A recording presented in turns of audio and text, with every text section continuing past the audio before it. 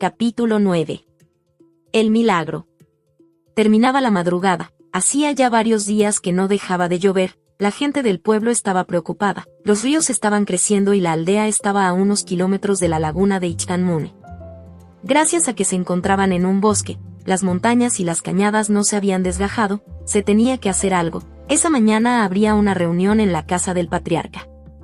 Como siempre, todos darían puntos y soluciones a la posible inundación. Pero como la naturaleza es dueña y no atiende a los hombres, esta inundación se presentó antes de lo esperado y las casas que se encontraban a las laderas del río empezaron a llenarse de agua. La gente buscó ayuda en la casa de Asua. Al darse cuenta del problema, él mandó llamar a los principales del consejo del pueblo. Mientras tanto, Deneb junto con su mamá estaba dando asilo a los que cupieran en su casa y pidiéndoles a otras familias que alojaran a los demás aldeanos en apuros. Esto duró casi toda la mañana. Al mediodía, unos rayos de sol se asomaron, la laguna se había desbordado y por ende el río. Varias casas se veían inundadas hasta la mitad de las ventanas. Esto era una desgracia. Pero los aldeanos importantes por fin se reunieron. Algunos explicaron que haciendo unas zanjas profundas del lado de los sembradíos permitiría que el río desalojara una buena cantidad de líquido hacia lugares más adecuados, dejándolos como estaban antes, permitiendo que el agua acumulada se fuera a sitios que no presentaban peligro para la aldea, siguiendo así su cauce natural, pero que debía de hacerse de inmediato pues se pronosticaban nuevas lluvias. Tenko y un grupo de aldeanos armados de palas y zapapicos se trasladaron al lugar antes acordado, y al pasar por la casa de Asua se les unió. Deneb, al observar esto, preguntó a su papá si podía acompañarlos. El anciano pensó que sería bueno que la pequeña observara lo que los lugareños hacían para proteger a su pueblo y simplemente le dijo que sí. Al llegar al lugar, los aldeanos tomaron las medidas necesarias y empezaron a trabajar. La empresa parecía imposible de llevarse a cabo en un día, mucho menos en unas horas, pero el tiempo apremiaba. El cielo estaba gris, en el horizonte se observaba la amenaza de más lluvia, la luz de los rayos y el ruido de los truenos eran estremecedores, todos estaban preocupados, el lugar era una zona de riesgo, las cosas se tenían que hacer muy rápido y por más espíritu que tuvieran los hombres no podrían terminar en el tiempo estimado.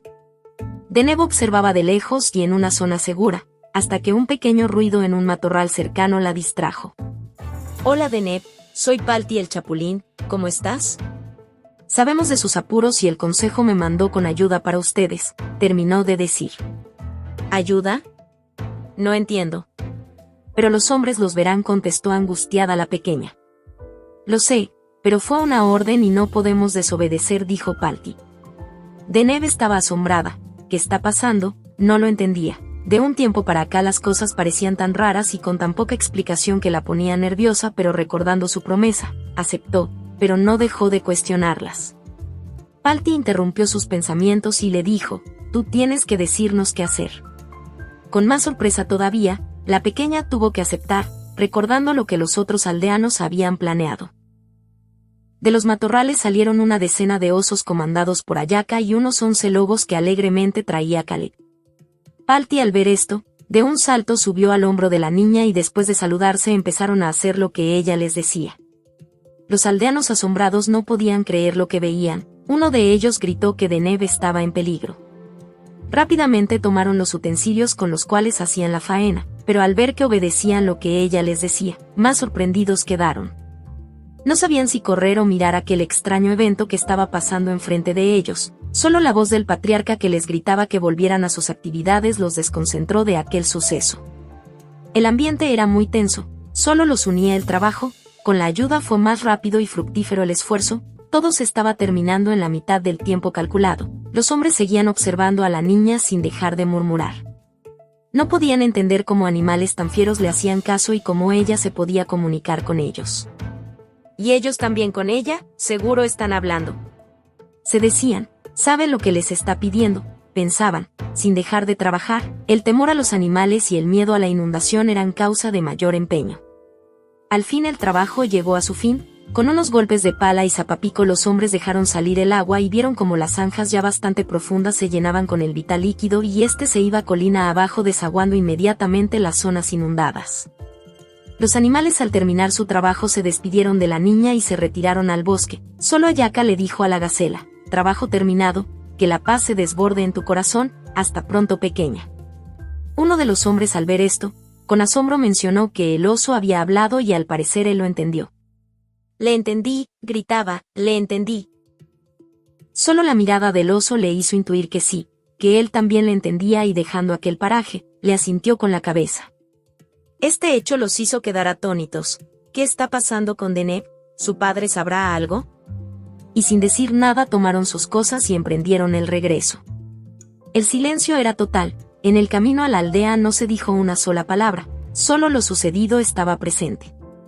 A lo lejos se podían ver las casas antes inundadas con las marcas del agua y barro en sus paredes, parecía una nueva decoración de lodo y destrucción. Al llegar a la casa del patriarca todos se despidieron y se retiraron a sus casas. «¿Qué ha pasado, pequeña?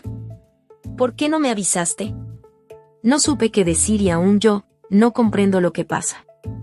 Las cosas están cambiando y solo puedo pensar en que eres mi hija y esto me angustia. No sé, tengo que meditar lo que sucede», terminó de decir Asua.